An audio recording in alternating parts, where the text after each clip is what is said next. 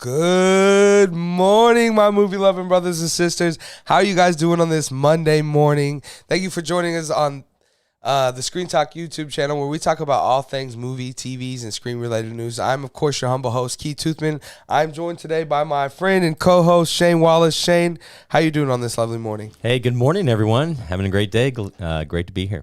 Yeah, for sure. Yeah, it's a little chilly today, right? No kidding. Definitely fall weather. Yeah, for sure. It's starting to get a little cool on us, and then it looks like next week it's going to be back to being warm. So yeah, I saw an 80-degree day. Yeah, right. So they don't know what's going on. But yeah, that's classic for around here. But yeah, guys, thanks for joining us again today. Don't forget, guys, if you're new around here, hit that subscribe button and the notification bell so you can have your movie news when you need it, where you need it. Okay, how we like to do things around here is we like to start things off with a few main topics, and then after we're done with the main topics, we'll move down and take on your guys' comments and questions down below. So we're going to move right into our first main topic today. And our first main topic today is this. Shane, Halloween it's ending, and it came out in the box office this weekend, killing, right? So this is coming to us from Collider, guys. This movie, day and date release, while being released on Peacock, which for me was free. I guess I'm a premium subscriber, but it still managed to rake in $41 million, which seems like an achievement to me. You know, we've been talking about Smile here for the last couple weeks because Smile has been topping the box office. Correct me if I'm wrong, Shane, but Smile was like 20 million 2 weekends in a row, right? At the top. So, yeah. And it only dropped to 12 this weekend. So this doubled that. Double what Smile's been doing at the box office by doing 40 plus million. It had a good Thursday too with $5.4 million in early previews, which is really good. It was projected to get 55 million, so it comes in a little bit under projections, but honestly, I don't think it's too bad. Like me and Shane were talking about just a little bit ago, and as you see here in the article, Halloween Kills, which was, the second installment of the franchise, made 49 million its opening weekend, and it was also released day and date on Peacock as well. So I think that, I think this is still good. I mean, honestly, the fact that either one of these movies made over $40 million opening weekend when you could sit on your couch and watch it, again, is a testament to what me and Shane have been talking about around here, which is, Halloween, right? It's that feeling like we want to go out to the theater and see this, because everyone's just, hyped up for that. And I think Halloween, the movie, too, is kind of a staple of Halloween. It's the holiday, right? Mm-hmm. So I think that has a lot to do with it, and it shows that this franchise also still has a lot, to give, and people still want to see it, whether the movie is good or not. And we'll talk more about that tomorrow. We're gonna watch the movie tonight ourselves, and we'll review it tomorrow on the show in the morning. But for now, let's just stick with what we know about it, which is we've seen the first two. I wasn't the hugest fan of the first one. The second one I really loved. My favorite part about it was, just getting to see Michael really just go crazy. I love Michael Myers, and I think he's the reason why I want to continue to watch the series, right? And so I'm excited to check out Halloween Ends. I'm glad that it's doing well. Real quickly before I kick it over to you, Shane, I do just want to note that the film is budgeted at $33 million, it says. Mm-hmm. So it looks like it's for sure going to start making money immediately, beginning today probably. Monday's box office will start actually being profit probably for them. So that's a good thing. So this movie's making good money. And then I also wanted to point out that Smile, it dropped a little bit, but it's still doing really good, guys, at the box office. It had a $12 million third weekend. So that's putting it at it says $71 million stateside. I mean, that's a lot of money domestically for a movie, again, that was, from a guy on YouTube. And this is competing with, Sony's live action animated Lyle Lyle Crocodile. This is competing with Amsterdam, the best movie ever made. Yeah, and in fact, Smile, they almost grossed this weekend when you add up the totals for all three of those, Woman King, Lyle the Crocodile, and Amsterdam. That's about 13-14 million, and Smile made 12.4. Right. So that's really impressive that they're outpulling all these other movies. For sure. And it's good to see, like we say, we want to see more success for these, especially smaller films, when a guy, made something on YouTube and was able to get it, made. That's awesome. Amsterdam obviously continues to bomb. It didn't even pull in a full 3 million, 2.9. That's terrible. That movie's going to lose lots and lots of money. It says here as upwards of $100 million that it'll lose the studio. So I believe it. When you see that lineup of cast, I mean, everyone and anybody's in that movie. I mean, you're talking, $4 or $5, $10 million per each person. actor. There's like 15 of them. You know what I'm saying? David O. Russell, he's got a name, so I bet he's commanding 5, 6, 8, 10 million. Right, David O. Right. So you got to pay the director too, and I'm sure there's a cinematographer. And I'm sure they were all promised back-end points too. Right. It's like, you're gonna make so much money on this movie. This is gonna kill, right? Yeah, for sure. No, but Halloween killed, and that's so awesome to see, because I really wanted to see what this movie would do, especially since Smile's been ruling. Are people too burned out on Halloween? But no, not at all. I mean, they're seeing both of these films, right? And I think it was a gamble to release both of them, and even though it's about $2 million or $9 million less than last year's Halloween film, I guarantee you they think that's a win while releasing it at Peacock. I don't have the Peacock subscription numbers, so I don't know. Right. Maybe they made that up, and people, adding the subscriptions. Yeah, maybe. Possibly. So who knows? If it's $5 and they need to clear 10 million to beat last year's, you're talking about 2.5 million people subscribing. Yeah, that's not happening. Yeah, that's not okay. So maybe that did not happen this weekend. Yeah. But I think the biggest effect that just looking at Box Office Mojo here is the Saturday returns. It opened at $20 million, opened about 21, 22 last year. And Saturday for Halloween Kills, last year's release, was 17.8, almost 18 million. This year it was 13, just barely 13 million. So I think that shows the Peacock effect is on Saturday instead of people going out on Saturday. Because, you get off work Friday, let's go, have some fun. But, Saturday's definitely more of a family day, or, hey, let's stay in tonight and we can rent, right. Halloween Kills. So, I think that was a huge win that they were still able to bring in that many people to see into the theater. So, great move by them, because I get to see it tonight, and I'll only just watch it on Peacock. So right, are you excited to watch it? Oh, absolutely. Yeah. I mean, I saw the other two. Let me ask you a question, please. If it's absolutely the worst Halloween movie you've ever seen, would you want more Michael Myers? Always. Or are you gonna feel good? I mean, good. I think that what's happened in these last, because the last time, did Rob Zombie get a trilogy? No, he ended up only getting two. Yeah. Oh, but were they planning on doing a trilogy? Yes. Okay, I kind of like this format of revamping, not a reboot or necessarily almost like an alternate reality. Yeah, version. Whatever. Right, yeah. Michael Myers, and I kind of like that, So I'd like to see what the next installment is, regardless of how good or crappy this one. I mean, even let's take it on the flip side. If this one's the best Halloween, you could probably make a case. Do you want to end with this one? Right. Never. Yeah, right. Not with Michael Myers, exactly. Right? I mean, and especially in this day and age, where everything's about IP properties. I mean, on our segment today, we're talking about 1, 2, 3, 4, 5, 6 different films today, and only one of them was an original idea. Everything else is a series or an IP. So we live in that world. We sure so do. Will Michael Myers be back? Yes, without a doubt. Yeah, for sure. Yeah, he'll be back, and we'll be watching him, right? Yep, absolutely. We're not going to miss Michael Myers movies. I mean, they should just start calling it Michael Myers instead of there we go, then Halloween. Right. But yeah, so I mean, I'm excited to to check it out tonight. I'm glad that it's doing well in the box office. I'm glad that horror is doing well. I know it's October, so we kind of expect horror to do a little better this time of year, but you never know what to expect really. But I can assure you this: this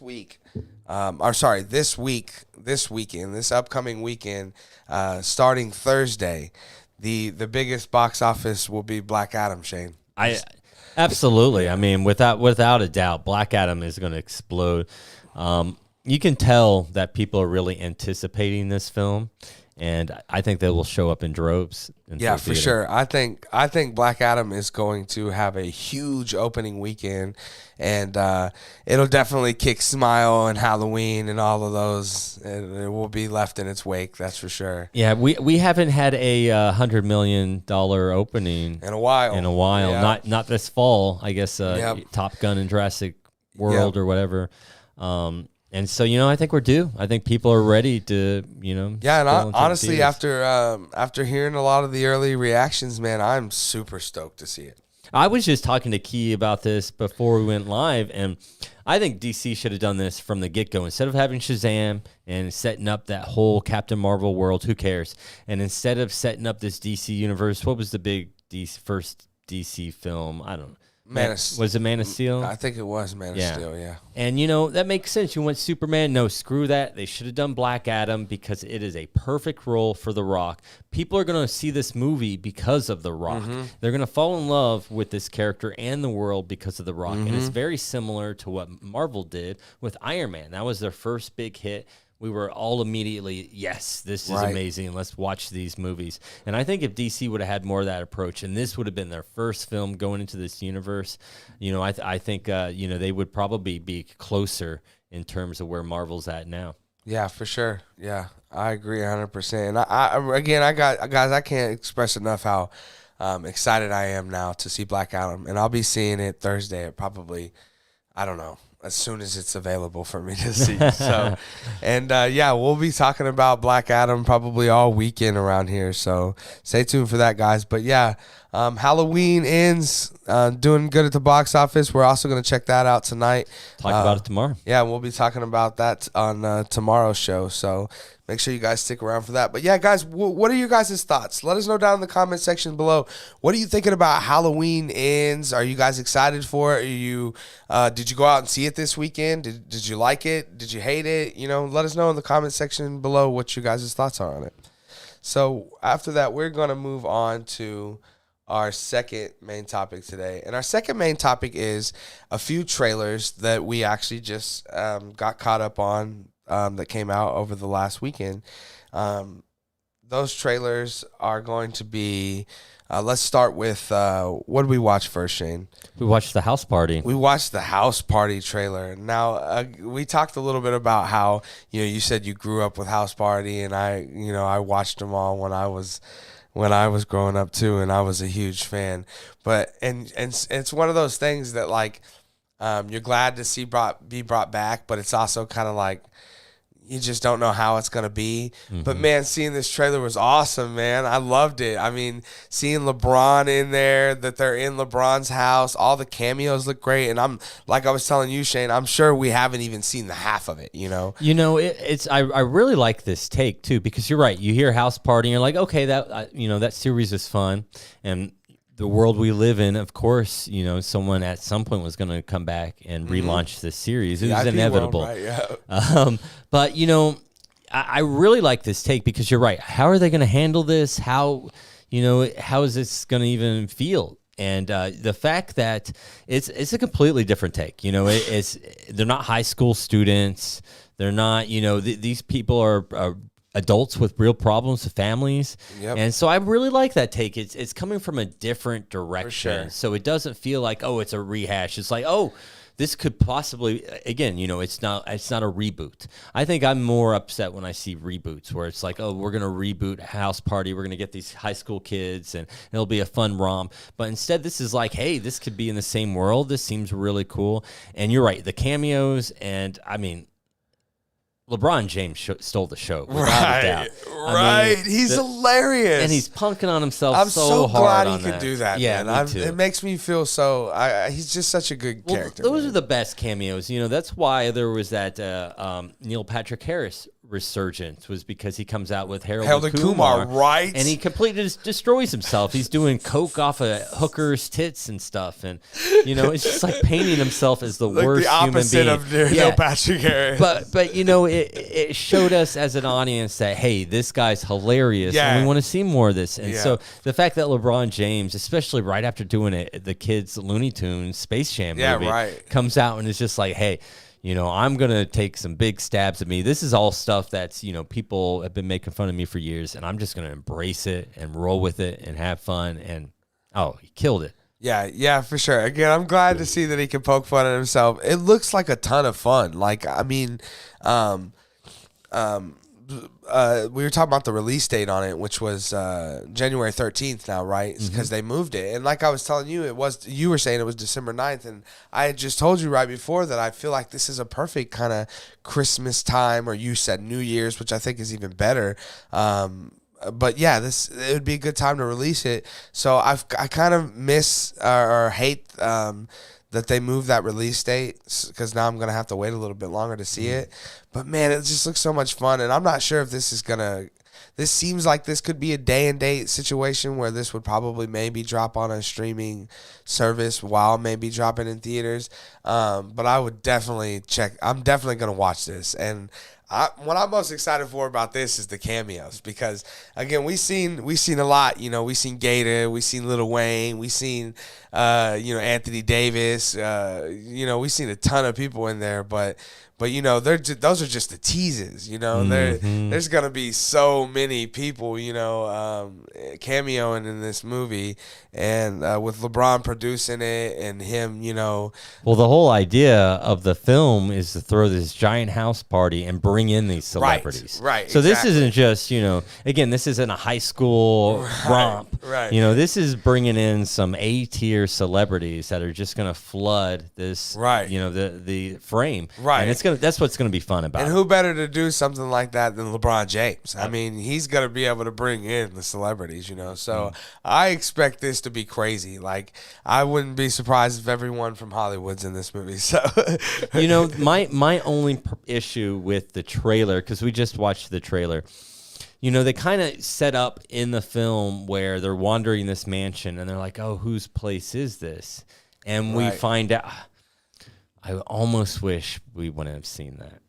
I almost wish they wouldn't have spoiled that. And it was LeBron. Because they even have that joke. It's like, oh, wow, he's been to Cleveland and Miami and LA. And it's just like, I started thinking, it's like, well, who could that be? And then instantly, so it's just, and I'm glad they did, because it definitely makes you want to go see it even more. No, so I can understand why it's in the trailer. Yeah, exactly. Sure. So they got to do what they have to do. But I do remember similarly in Zombieland, the first time I saw that with Bill Murray's trailer is very similar. They show up to his mansion and you don't know who it is. And that wasn't in the trailer. So I remember watching the theater and everyone exploded, in laughter and so. And I'm sure there'll be a bunch more of those that'll get. Yeah. In fact, that probably shows you, how confident they are in how many they have. If they're like, oh, if you think that's a big one, just you wait. You come out to see our movie. Right. Yeah, I'm excited, man. I definitely want to check it out. So yeah, guys, have you guys had a chance to check out the trailer for the new House Party movie? You guys should go check it out if you haven't. But if you have, let us know down in the comment section below what you guys' thoughts are on it. And the next trailer I want to move on to is the trailer that I probably liked the most, which was the trailer for Megan, right, is what it was called. Guys, I don't know if you had the chance to see the trailer for this Megan movie, but you definitely need to check it out, because this thing just looks creepy. I mean, it feels creepy.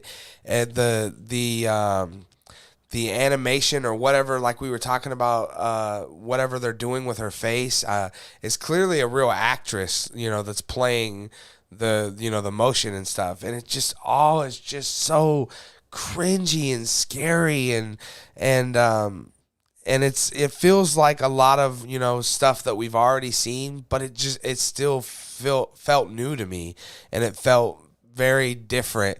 And I love that it has kind of that Annabelle, Chucky kind of feel to it, but also, you know, that it's almost, because it's so, you know, new and sentient, that it could be a person, you know, not just a doll or something like that.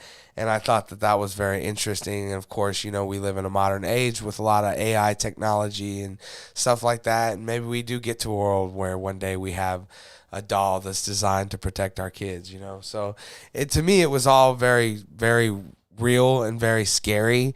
And yeah, it's produced by James Wan, and Jason Blum. So how can you go wrong? Yeah. So I mean, this looks great, man. I was terrified watching this. Shane, you had a chance to check out this trailer just a little while ago. What are your thoughts on it? You know, instantly the premise is creepy. As soon as the little girl walks in and you see the doll from behind, I mean, we don't even have to see much of anything, and I'm already like, oh, this is creepy. So, yeah, if you're a fan of horror films, I mean, this is going to be a terrific installment. You got two masters of modern horror right here combining their talents. It comes out Friday the 13th, the first Friday the 13th of the year. I mean, it has, you know, success written all over it. They've also taken this idea of something that's scary right now, AI, especially with how much it's, you know, even affecting my life, where, you know, I had no access to AI, and now I'm even doing like the AI photo mashes and the art stuff, you know, websites, because it's just like, oh man, this is wild stuff. Right. And so we have something that's, you know, getting popular, gaining traction right now, but is in the back of our mind a little scary, right? You know, no doubt. You know, are we going to have, you know, this turn into Terminator and, you know, completely destroy us? But then they put this in a familiar package, this terrified of AI idea, and put it in a familiar package of this kind of like the Chucky doll, or we've seen very similar horror movies like this before. So, and I think that, you know, that's what makes a lot of successful horror movies successful, is when you take an original idea and put it in a packaged, already kind of set formula within horror. Those tend to be the you know, more popular ones, you know, like the Death Day, the Happy Death Day, or even like a Scream franchise. You know, these are take new ideas but put them in an already established package. So, I mean, this has home run written all over it. But yeah, I'm going to echo what you said. What makes me the most excited about it was the actress and also the CG playing Megan. It was kind of this hybrid, and it just came off very creepy. And I really liked, I don't know if her full mouth is CG, but, you know, they did this thing where, you know, she's not enunciating with her lips. Yeah, she's like a doll, right? Yeah. Just up and down. And so that was super cool and super creepy. Yeah, and so I really like those little details that they put into it. So, you know, it seems really cool. Yeah, it does. It does for sure. And I'm not sure. Did we find out if this one was streaming or theaters? It says to be theatrical release by Universal, and they don't have it streaming. So this is probably just probably in theaters only. So, I would guess so. And it's Friday the 13th. I bet this has a killer opening weekend. It may not, you know, be able to continue to have success with things coming out. It's probably got a short shelf life. But after the holidays, people are kind of familyed out, and they want to see some death. Yeah, right. Yeah, for sure. And Friday the 13th, I mean, that's perfect. I mean, I think that's a great release date for it, and I'll definitely go check it out. I mean, if I can't see this for a while, you know, if it was coming to streaming in 30 days, maybe I'd wait it out. But if it's going to be a couple months, man, I might have to go check it out in theaters. Why? You know, because I really like those trailers. I think it's going to be good. I wouldn't be surprised if this is one of those, and I guess it'll be technically next year. But if it won't be one of those movies for, you know, 2023, that's kind of a sleeper movie. You know, that, you know, especially because it comes out in January, you kind of forget about it, right? As the year goes on, you have all these other good movies, and then before you know it, you're like, oh yeah, that. Megan, forgot all about it. Yeah, right. Yeah, for sure. And it may be one of those movies, but, a lot of movies like that end up being really cool. Like in 2019, Shane, there was a movie that came out called Crawl, and it's about how there's like flooding in Florida, so they have to evacuate this town. But this girl goes back to try to get her sick father, and all these gators are everywhere because it's now flooded all over, and it's great. It's like, if you should definitely go check it out. You'd love it. And it's really well made, well directed, well acted. Everything about it's great. And it's one of those movies that when you see it, you're going to be like, how the hell haven't I seen this or heard of this? But I seen it in theaters, and I was just I loved it. I ended up buying it on, physical media when it came out. I liked it so much. So I think this could be like one of those movies, but you also kind of, like I said, forget about it, because it's nothing really stands out. But yeah, I'm super excited to check it out, and I can't wait. But yeah, moving on, guys, we're going to talk about the third trailer that we watched today. And the third trailer we watched, which I assume a lot more people have probably checked out, is the new Ryan Reynolds and Will Ferrell movie. I believe it's Spirited, right? So this had Netflix logos all over it, right? Am I wrong about that? Because I feel like there was. Apple Plus. Or that's right. Apple TV. That's what it was. But it will be released selectively November 11th for 1 week in theaters. Okay, well, that's questionable, but yes, there was Apple. I thought it was Netflix, but yes, it was Apple TV Plus logos all over this thing. So this is definitely one of those ones that's probably coming straight to Apple. Obviously, it looks like they'll do like a little 1 week run, so they can get it in for Oscar contention.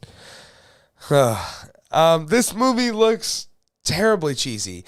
It reminds me of those terrible Christmas movies that I loved as a kid. There's that Vince Vaughn one where he's Santa Claus. I don't know if Fred Claus, I think is what it's called. Those movies are terrible. A lot of those kind of movies are terrible. But when I was younger, I really liked those kind of things. But now as an adult, it's just kind of a bore to sit through and sometimes tough. That being said, I don't know if you could find two people on the planet that I like more than Will Ferrell and Ryan Reynolds. So I love the two guys to death. Like I was telling you, Shane, it looks very song and dance heavy to me, even though they were kind of trying to hide that. It looked like you didn't see a lot of musical numbers, but then you could see all these flashes of them like all kind of collaged into one. And as you see that moment, you're like, oh, there's going to be a lot of song and dance in this. And, that's okay. I'm not a big song and dance guy. But when done right, it's good. I just not a big fan when it's a lot of it, especially. And we'll see. It's a Christmas movie, so I guess it doesn't really matter, right? It's not meant to be a good movie, I guess, anyway. It did, like I said, it just looked really just cheesy and on the nose, and I probably won't rush to check this out.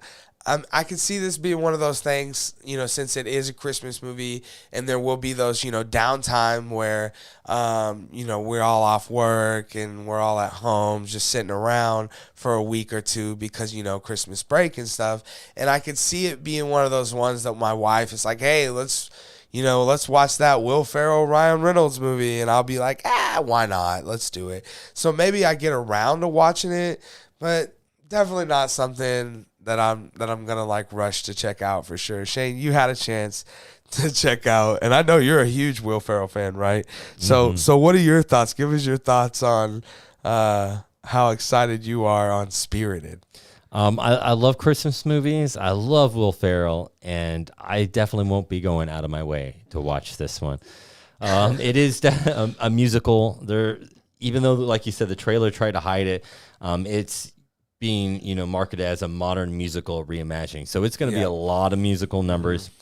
Non-musical fan. Yeah. Even Will Ferrell in musicals. What was that last one he just did? The Euro Award. Pop Award. Did you ever see that? It was on Netflix, and it had a lot of music and musical numbers too. Not just it was like this battle of the bands, the Eurovision. I've never seen it, but I know what you're talking about. Yeah, I watched the whole thing. Regrettably, it just looks so bad. It's so bad. And also, I'm not a big fan of musicals. The musicals I do like the biggest reason is I like the music. And so what's this music going to be like? Because like that Eurovision pop, it was very modern pop heavy.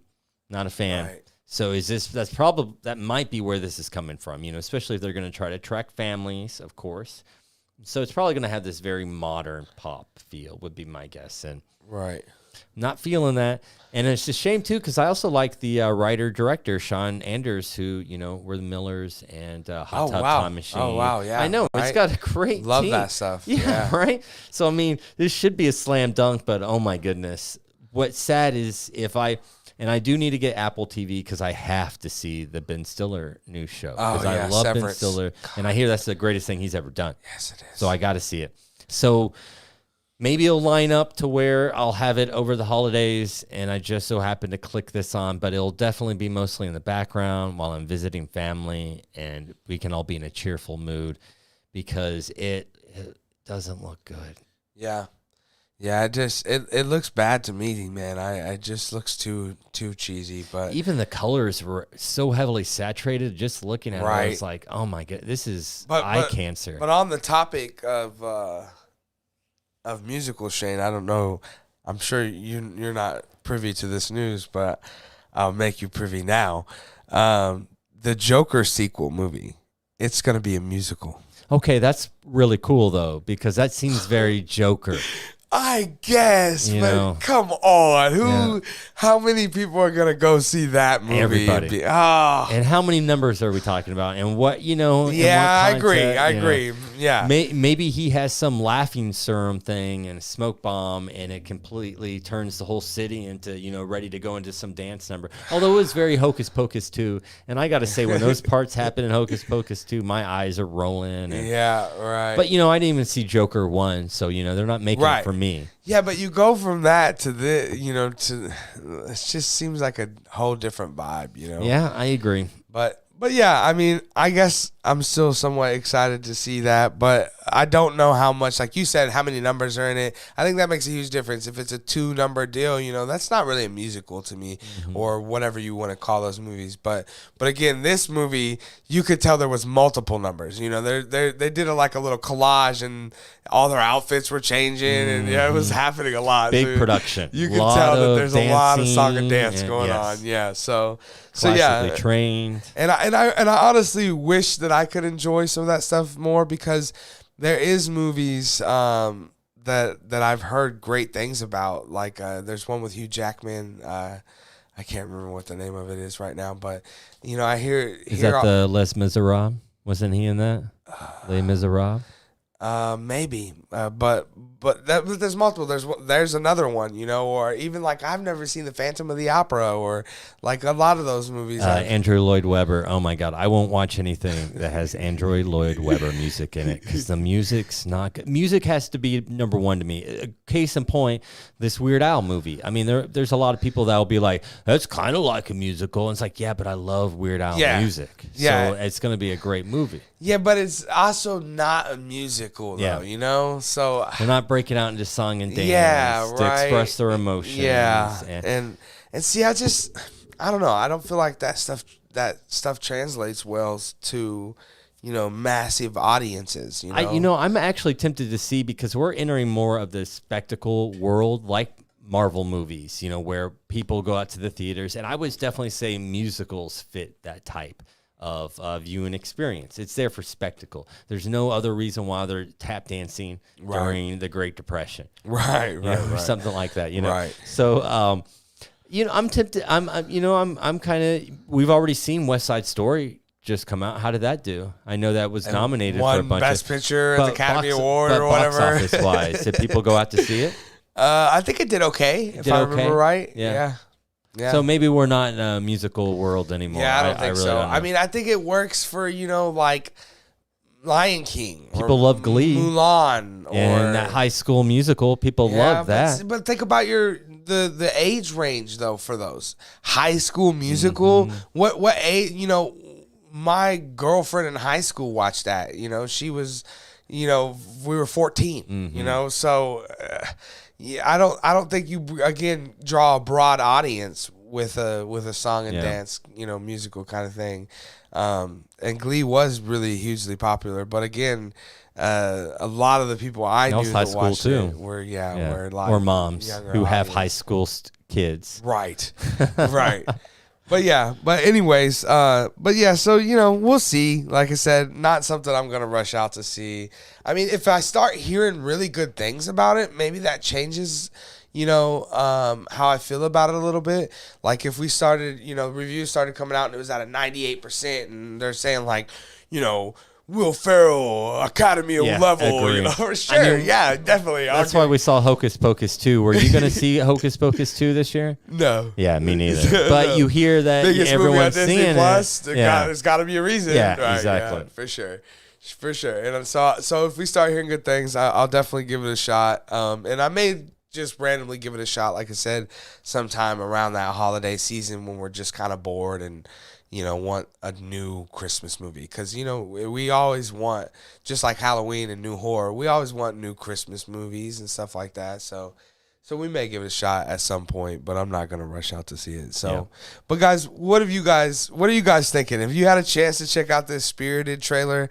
I really love Ryan Reynolds and Will Ferrell, but it just seemed a little cheesy to me, and it's just not very appealing. So, let us know down in the comment section below, though, what you guys are thinking about the trailer for Spirited.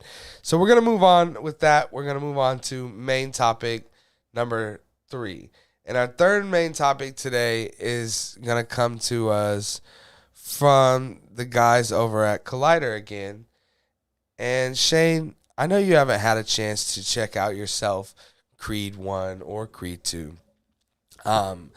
And like I was just telling you earlier, like I'm honestly shocked that I have even seen them, especially considering that you haven't, because, they're just not my style of movie, not my vibe of movie. That being said, I thought Creed, the first one, was a good movie. Like, it was good enough that I thought when the second one came out, I thought, I'll check this out. And I thought the second one was even better. I thought the second one was the better movie. If I remember right, I believe Ryan Coogler didn't direct the second one. I believe he only directed the first one. I can't remember who directed the second one, but I actually enjoyed it better, and I thought it was a better film overall. But I still felt the same way. Like, really, to be honest with you, probably what kept me going with the Creed movies was Michael B. Jordan and the fact that you had Sylvester Stallone there, who's, especially in this like role of a trainer, old boxer. He kills those roles, man. He's such a old grizzled vet, and he just feels so authentic, maybe it's because we had 42 Rocky movies. I don't know, but I love the gravitas that he adds to those Creed films. So that being said, we have this third Creed film coming out, which is going to be starring Michael B. Jordan, directed by Michael B. Jordan, and his nemesis in the movie is going to be, of course, King the Conqueror, Jonathan Majors. And again, this is coming to us from the guys at Collider. And so basically, this isn't much, but, we wanted to talk about it because it was just dropped a little bit before we went on air. So these are the 2 new posters that were released for the series. So you got to look here. Here's the one with Michael B. Jordan. Are we allowed to show this much skin? I mean, what a specimen. Oh I mean, geez. Yeah, no kidding. You can't run. ... I don't know why anyone would. It's just... Right. I mean, that dude's got to be running like Usain Bolt. Look at him, man. I mean, he's clearly been working out. He looks granite. That is just chiseled granite. He looks great. And again, I really do love Michael B. Jordan. And then we scroll down here, and of course, the tagline is "From Your Past," right? And we have I can't remember his character's name. He's the son of Clubber Lang. Yeah, that's right. And this is Jonathan Majors again, who's going to be playing King the Conqueror. God, this dude is even, I mean, their bodies are 2 different complete bodies.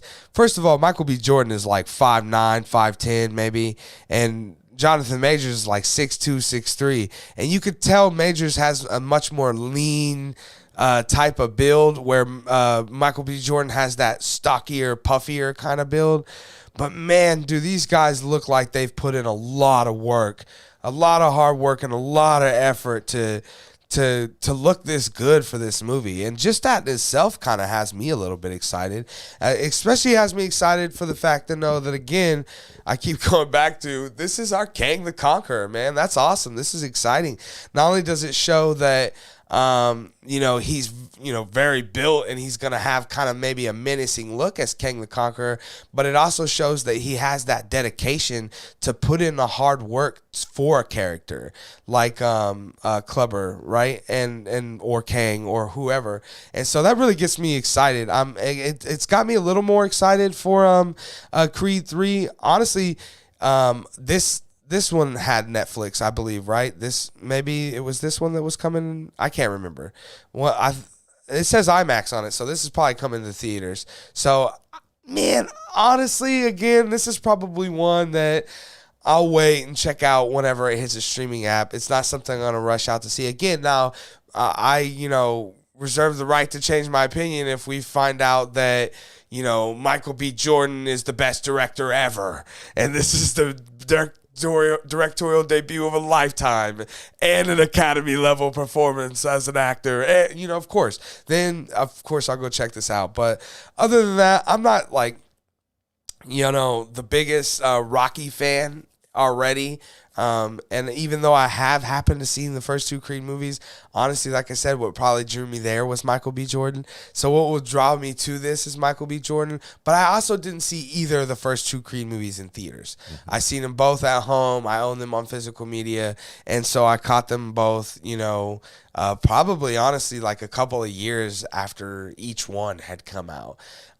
This one I'll probably get around and seeing a little sooner than that, at least, but I still probably wait till it hits streaming. It does have here a release date of March 3rd, 2023, which would be kind of close to my birthday. So I don't know, maybe this is something I go out and check out in theaters just to, have fun, but I'm not sure. Shane, you've had a chance to check out these posters and see your boy Michael B. Jordan all in shape.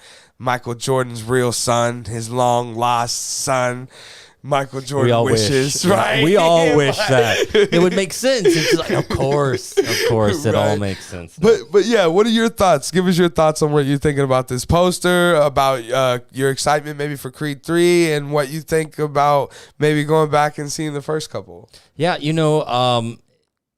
I missed out on the first two. Honestly, my wife is not a Rocky fan, and this promotion is brilliant because this right here, this is all I need to show my wife now to get her to see these movies. Is like, are you really going to say no to this eye candy? And so, because, right. My wife's not a big, I love sports movies. I try to see any sports movies, but any of the, unless it's like Kung Fu or something that's, a little more scripted and choreographed, she doesn't like a lot of the more violent sports. And especially like these movies, she wasn't a Rocky fan. I'm a huge Rocky fan. I haven't seen that Rocky series. I've seen it once in the last 20 years. That's how handcuffed to not seeing Rocky I am. Mm-hmm. I'm throwing my wife under the bus on this one, but I just wanted to point out, but that's what makes this promotion of releasing these two posters brilliant, because now I can take this up to my wife and be like, hey, you want to go see this movie? And now, some of her's going, yeah, a little bit. Yeah, I really do. So brilliant. Great job, guys. Great marketing. Great marketing. And another thing too is I absolutely know why they're chiseled so much. This is the first of the Rocky series of movies to be filmed in IMAX. So of course they're like, they're going to be as big, 60 foot tall. We got to make sure that every inch of this is perfect. But I'm really interested in this, especially since I'd like to see these films anyway. But Michael B. Jordan's director debut. I also just got done reading that it was Irwin Winkler, the producer of all the Rocky series, that went to Michael B. Jordan personally and said, "Hey, you should try directing." So it's really cool that the producer reached out, especially someone with such clout, because he also did the same thing with Sylvester Stallone with Rocky 2. Right. Hey, you should direct it. And he also produced a lot of Scorsese's films. Oh, wow. So it's like this guy knows directing. Yeah. So the fact that he knew that Michael B. Jordan had a handle on this, I think this is great because I'm one of those guys that, was a big Friday Night Lights fan. Yeah. And so, seeing this kid grow and, to possibly also now get into film directing, that's awesome. This kid can do it all. Honestly, that's probably the most exciting part of the movie to me, at least the most intriguing part, right? Is the idea of, what's Michael B. Jordan like as a director, right? Very interesting. I always love to see these transitions, and you never know what to expect. What it reminds me of a lot was when I was watching NBA basketball heavily, in college and in high school, that there was this kind of influx of players that were becoming coaches, right? Like Derek Fisher, becomes Jason Kidd, and it seemed like it. It's one of those ideas that's like, well, that makes sense, right? But it didn't always work out that way, did it, right? And so I love that this is kind of like that, that you never know what you're going to get, but usually you either get something that's not very good or something that's like, whoa, I didn't expect that at all. I talk often about Olivia Wilde's directorial debut with Booksmart. I think that was amazing. Just recently I seen Dave Franco's directorial debut for The Rental, which is a scary movie you should check out. It's very good. Like it's probably has some humor to it too. Yeah, for sure. And it's just so unexpected, especially when you hear like Dave Franco. Like you're like, whoa, that's I didn't even know he wanted to direct. Yeah, why not? Right? His brother did. What I still need to catch up with is Jonah Hill's directorial debut, the '90s skateboard movie, right? And that 90s looks Kid or whatever. Yeah, right. And that looks awesome. And or even Bo Burnham, who I love, he has the 8th grade film that it was his directorial debut, and I need to catch up with a lot of those. But again, that's the most intriguing part to me is the idea that you got Michael B. Jordan, who's never directed anything, but been a real great actor and in some a lot of stuff. Michael B. Jordan has played Killmonger in the MCU. And I think he's more famous now, obviously, than ever. So I think we see Creed 3 have some success at the box office in IMAX, too. The first ever, Creed installment in IMAX. I think that's pretty big, too, I think it's also a perfect setup for him because it's the third installment of the film that he's coming in to direct. So the producers are all the same. They're probably bringing in a lot of the same people he's already interacted with for the last 2 films. Right. So it's not like coming into a brand new situation for sure. And having to direct now. It's, hey, I'm comfortable with all these people. And, so I think it's a really perfect situation to come in to make his directorial debut. Yeah, for sure. And I did notice, I don't know if it's intentional, but the release date is 0303, right? 2-3, yeah. Right, so it's all Michael B. Jordan, yeah. 2-3. And just 2 weeks after Michael Jordan's real birthday in real life. Right. He's coming for him. Right, it's a conspiracy, right? He's the new Jordan. He's the Michael Jordan of acting. But yeah, guys, I can't deny that. I'm super excited to see him direct it, and I'm glad he's getting the opportunity. Of course, we love Michael B. Jordan. So, but have you guys had a chance to check out these new posters? I know at least if you're watching this, you did. What do you think about Michael B. Jordan? Are you turned on? Are you excited to see it more? Let us know down in the comment section below what you guys are thinking. That's gonna be it for our main topics today. So we're going to move over to the chat section and take any comments and questions that you guys have left us over there. Shane, do we have any? Yeah, we got a few here. We got Landstander who wants to know what would you like to see next in the Michael Myers series? Okay, what I would like to see next in the Michael Myers series is, honestly, I didn't think I was ever going to say this, but I think it's just got to be started over, like completely. Like I think that you got to take one out. Maybe I don't know if you remake one. That just seems so overdone, and I just hate that idea. But the idea of like somehow making another Michael where, because this one we're currently at, right, only honors the first one, and then it's now its own series. So it's its own trilogy counting, or it's a quadrilogy, right? Counting just the first movie and these three.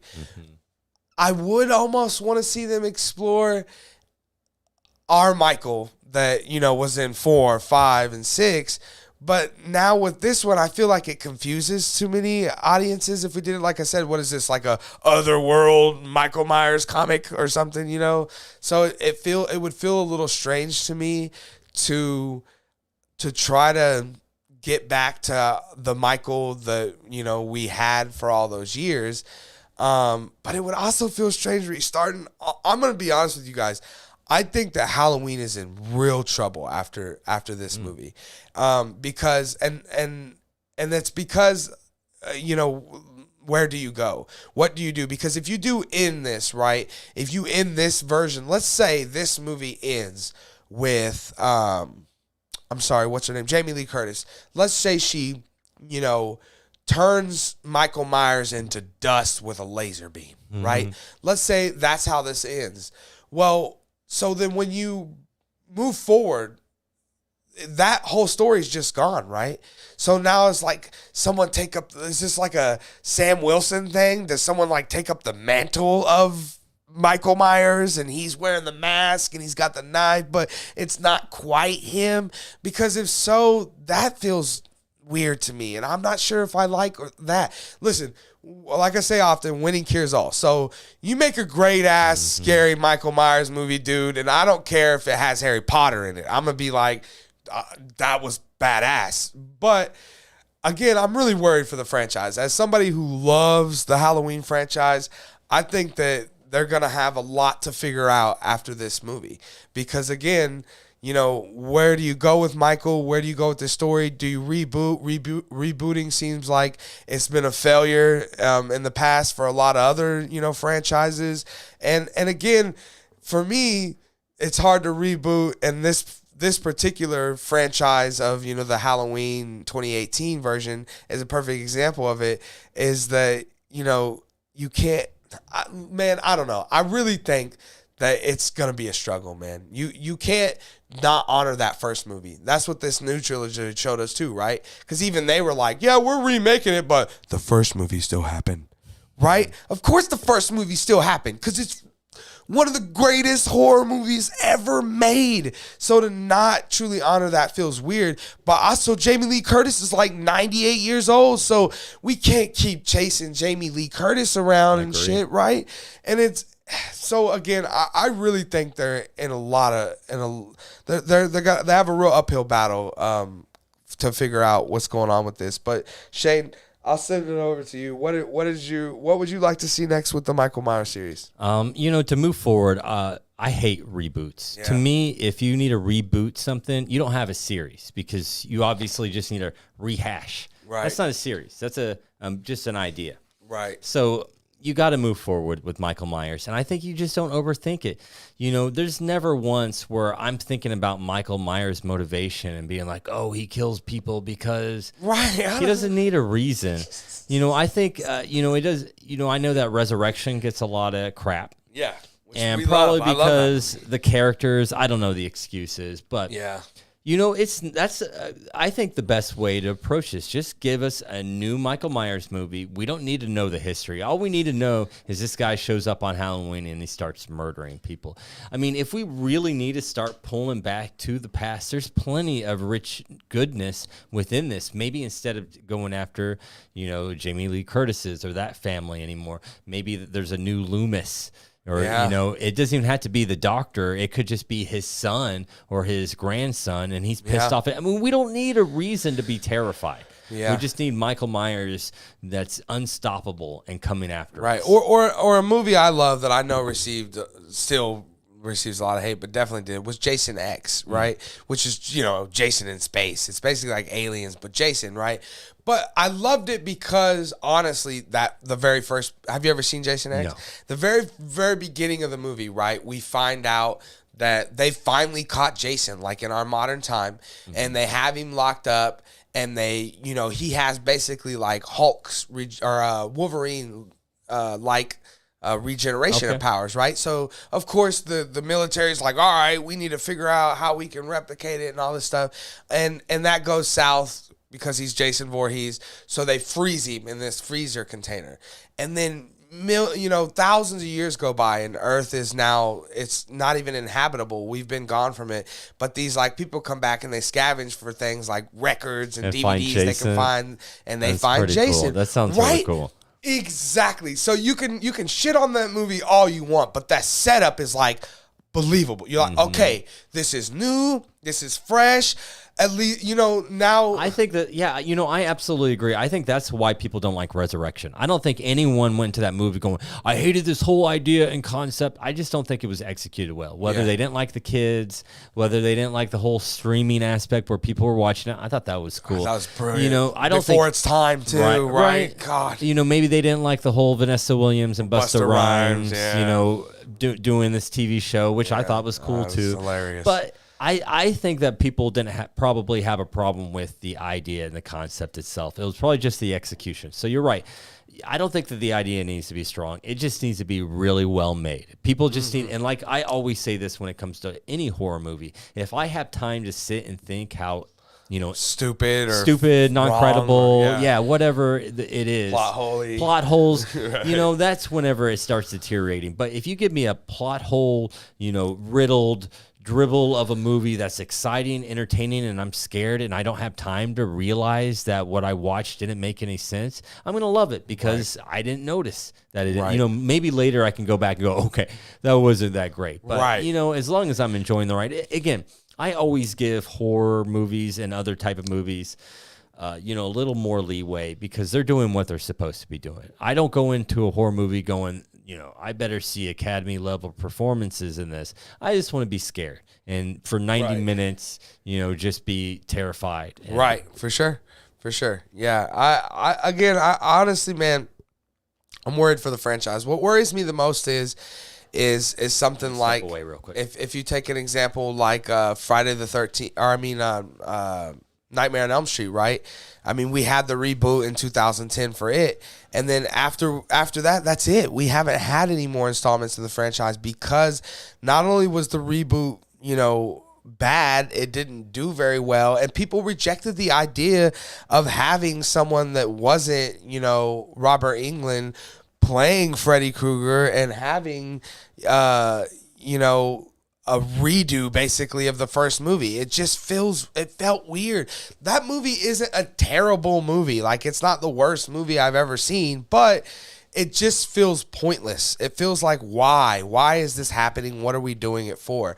And really the only point in doing that movie, right, was just to say, hey, we recasted Freddy Krueger and this guy's going to be Freddy moving forward. But that went over so badly that he didn't become Freddy Krueger moving forward. And since that day, that was the year I graduated high school when that movie came out. That was 2010, man. So since that day, we've had nothing. And this is a franchise that I love. I loved Freddy growing up, man. And the character of Freddy, Robert Englund, whoever's playing it, it should be regardless. Again, winning cures all. But what I would hate to see, right, Shane, is for our favorite Halloween franchise to be put on a shelf for a decade. That would suck. I agree. I think the most important thing is kind of what happened with this Halloween trilogy is get these properties into people who respect and are fans of these properties because they're going to be the ones that want to do it justice. Yes. So instead of just throwing it out there, get someone who actually believes and wants to make something good with it. Yeah, I think that's key, but a lot of people in Hollywood don't want to, hire those kind of people. They don't want to hire, fans. They want to hire, they don't need to be fans from off the street. There's plenty of professionals in there if you find out. Yeah. How did the whole Danny McBride thing turn Exactly. around? And you could tell he was a fan of the series. For sure. Yeah. For sure. I agree 100%. Moving on. What else do we got, Shane? Low-Key Auto Sales wants to know Jason Voorhees versus Michael Myers. Who wins that fight? Man, what a fight. So we had Freddy versus Jason, right? So, and, okay, theoretically, I mean, Freddy wins every fight if we're in Dreamland. But when we weren't in Dreamland, obviously Jason wins. Jason is, like, definitely supernatural, right? I mean, and I guess which version of Michael, right? Is it not the old man, right? Because if so, Jason Voorhees all day. But if we're going Michael, like our Michael, that's also definitely supernatural and has died lots of times too. Oh man, it'd be a fight to end all fights. I mean, it would be Hulk versus the Sentry level. I mean, it would be really bad, but. Man, I'll tell you what, I'm gonna have to go Mike because I think Jason's just too much of a lumbering, brute. Yes, and I think that Mike will, just like Freddy did a lot, will find a way to kind of outsmart him. I think, and Jason would want to be too much of a brute. So I'm gonna go Mike. What do you think, Shane? I'm not much of a Jason fan. Yeah? I love Nightmare on Elm Street. I love the Halloween series. Not a big Friday the 13th fan. It just seemed the most hokey, but honestly, I probably should revisit it. I might fall in love with it. But I did see Freddy versus Jason, which I loved. I thought that movie. Yeah, me too. That's one of the greatest movies ever made to me, in my opinion. But even coming out as a big fan of Michael Myers and not much of any of Jason, just knowing the little bit I know about Jason, I'm gonna have to go with Jason. I think he's more of a scrapper. I think Michael Myers is gonna be standing somewhere trying to stalk Jason, and all of a sudden Jason explodes to the wall. Right. Yeah, and Michael also too is very serial killer, meaning like I gotta have a certain ways or a sharp thing to.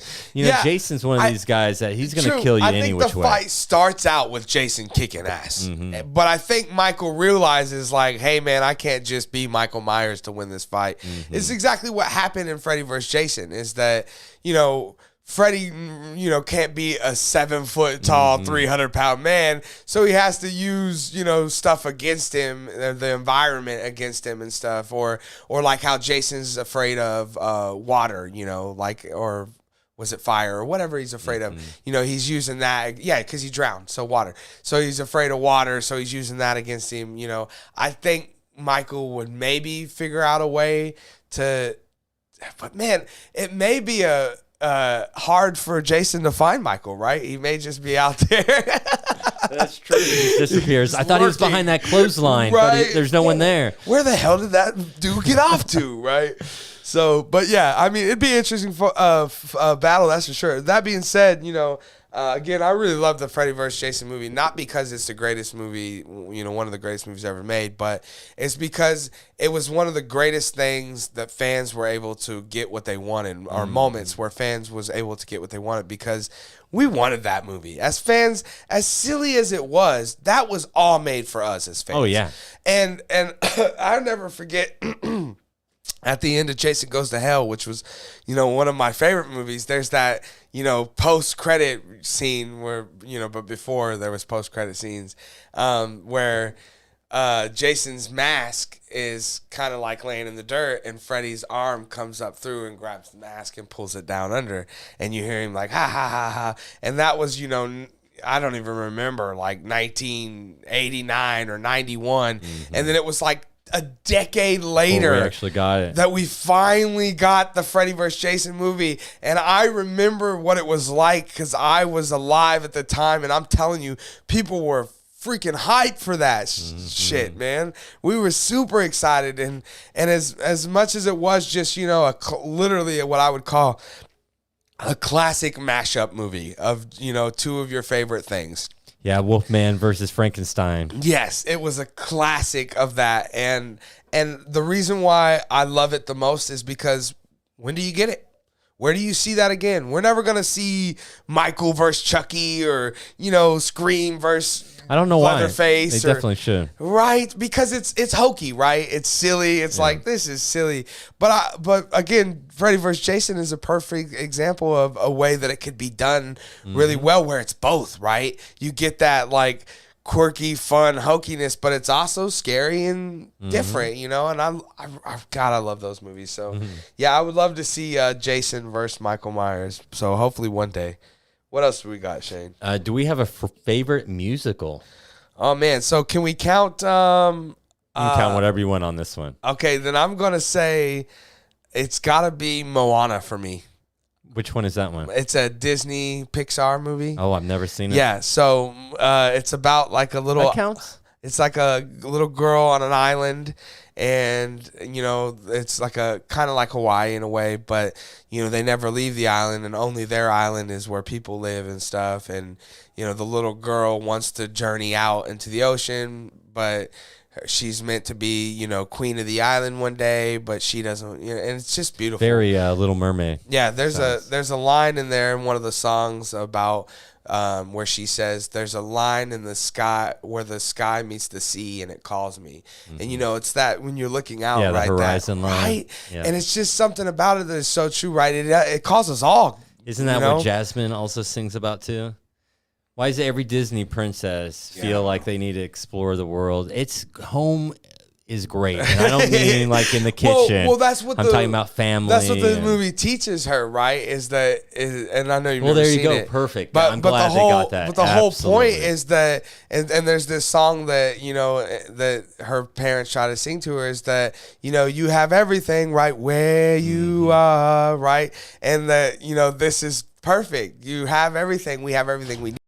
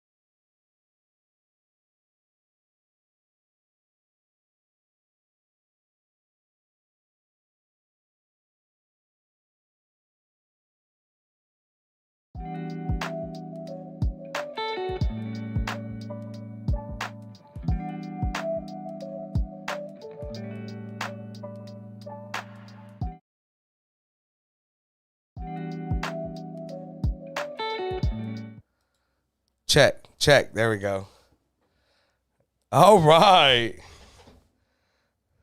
Some difficulties. The perks of doing a live show. I think we're back, right? We should be good to go. Yep. So, sorry, guys, for that minor inconvenience. But, Shane, you were telling us about your favorite musical. Go ahead and tell us again. It was Joss Whedon, which is... He's a punk now, so we're not supposed to like him. But he did a musical called Dr. Horrible. I can't remember what it is, but it was starred Neil Patrick Harris as a supervillain. And it was all about him trying to take down, I think it was like Mr. Hammer, who was, I forget the guy's name from Firefly. Nathan Fillion? Mm-hmm. Yeah, thank you. So great cast and just absolutely hilarious. And, superhero spinoff, which is definitely Joss Whedon's forte, so I'd have to go with that one. And it looks like our last question: favorite sports movie. Man, this is a tough one for me because I agree.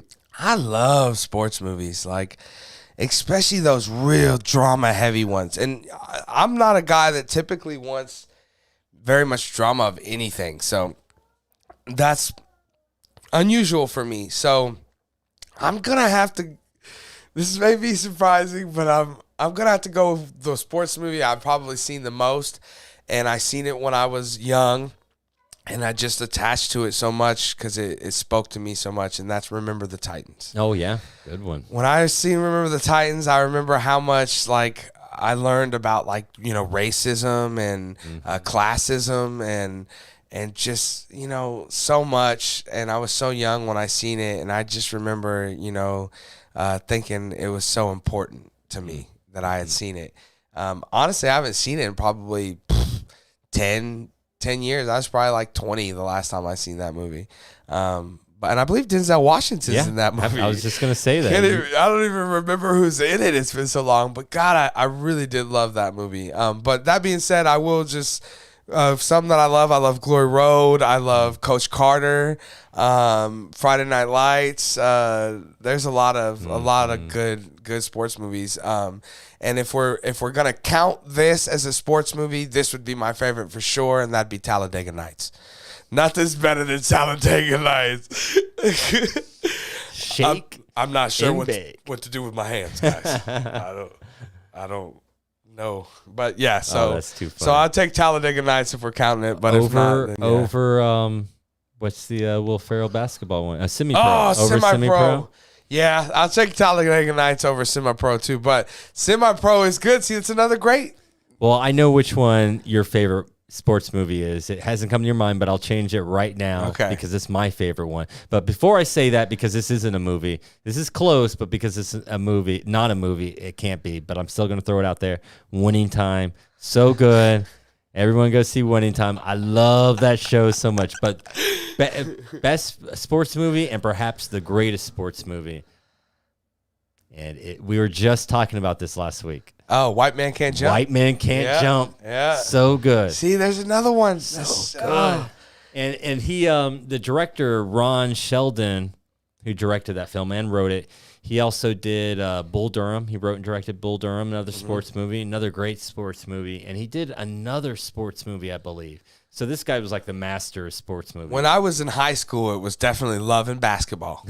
I loved Love and Basketball. Or He Got Game. Have you ever seen He Got Game? I haven't seen that one, but Love and Basketball, that had that one. What's that one girl? I could not stand her. She was in Sanaa Lathan? No, she was in the, I don't think that was her name. She was in the Jason Bourne movies. What's that girl's name? I don't know. The lead of Love and Basketball, his name is Sanaa Lathan. No, I was talking about... Oh, no, I think the movie I'm thinking about is called O. And it was, that doesn't have anything with basketball. There was something from that era, and I thought there was a lot around that basketball. time. He Got Game was around that time, too. It's got Denzel and Ray Allen stars as a character named that's pretty cool. Jesus Shuttlesworth. Oh, you got it. That's one of them, too, man. That's really high up there. It's hard. I only pick Remember the Titans, like I said, because it was really one of the very first sports movies that I remember seeing. Also, around that time, I remember seeing We Are Marshall. Remember that one? I remember that one. God, that was a good one, too. There's just so many. Right? Huh? McConaughey? Yeah. That's the one he was in? There was just so many good ones. That being said, you really don't see very many, let alone good sports movies. Hustle. You just saw that man. one.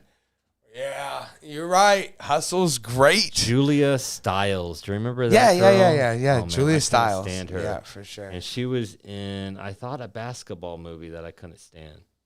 Yeah, I'm not sure what basketball movie she was in. But yeah, again, He Got Game is something you should definitely check out, Shane. It's a really good movie. Look that up. Maybe I have seen that. I've seen just it's about got every. you would know. I mean, it's got some iconic shots too. This is the Spike Lee one. Yeah, absolutely. I've seen this. God, it's such a good movie. It really is. It's a great one. Oh yeah, definitely seen this one. But yeah, I mean, I don't know if I knew who Ray Allen was when I saw this. Honestly, probably so not. I'm gonna have to go see it. He wasn't Boston Celtics. Yeah. Ray Allen. No kidding. Was he even in the NBA? Yeah, maybe like a He had to be year or two. No kidding. Yeah, he had was to be really young. Yeah. I believe it. But he kills it for a dude who's probably never acted. This movie was fantastic. Yeah, it was. It is. It's great. This was when I was when I was working at a movie theater. I was the manager, and oh wow. So you I had to screen everything. It's a really good one. It's very drama heavy too, and it's Spike Lee, so there's a lot more about than just sports in it. But I love how culturally significant it was too. You know how much a lot of those scenes shot between Denzel, who is his father, are at Rucker Park, late at night, and they're just so iconic looking to me when I see them. And there's that, of course, that father son, competitive thing going on that we're all kind of in a way, and it was just so cool. I really dig that movie a lot. So, but yeah, again, lots of sports movies. I could always use more sports movies. Hustle's a perfect example of why there should be more sports movies in the world, because they could be really good, man. And that kid too, the Hernan Gomez kid. Again, Love and Basketball it wasn't directed by Spike Lee, but it was produced by Spike Lee. That's not surprising. I haven't seen this one. That's not surprising at all. Yeah, it's got Omar Epps and Sinai Lathan. Yeah, I haven't seen great. Omar Epps in forever, it seems like. Yeah, it's great. Yeah, but anyways, any other questions that we got? I think that might be it. Let's take a look here. Anything last minute?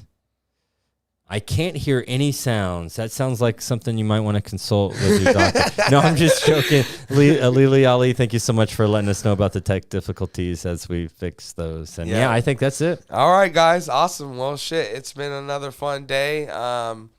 We'll be back tomorrow morning, and then Wednesday I will be out of town. And we might be changing our schedule up, too, going to an afternoon show. Yeah, going to be going to 5 o'clock, right? So, and I think that's, hopefully that works for people's schedule, and I think this will be good for us, too, because we'll get more breaking news that day. Yeah, for sure. So we'll be a little more on point. For sure.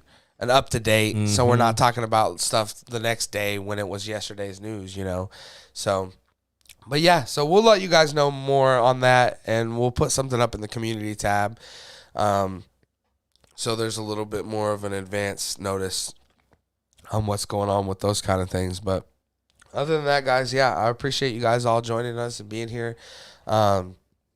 It's been fun, as it always is. Thanks for all the questions and comments. Again, that's always the funnest part of the show, is interacting with you guys.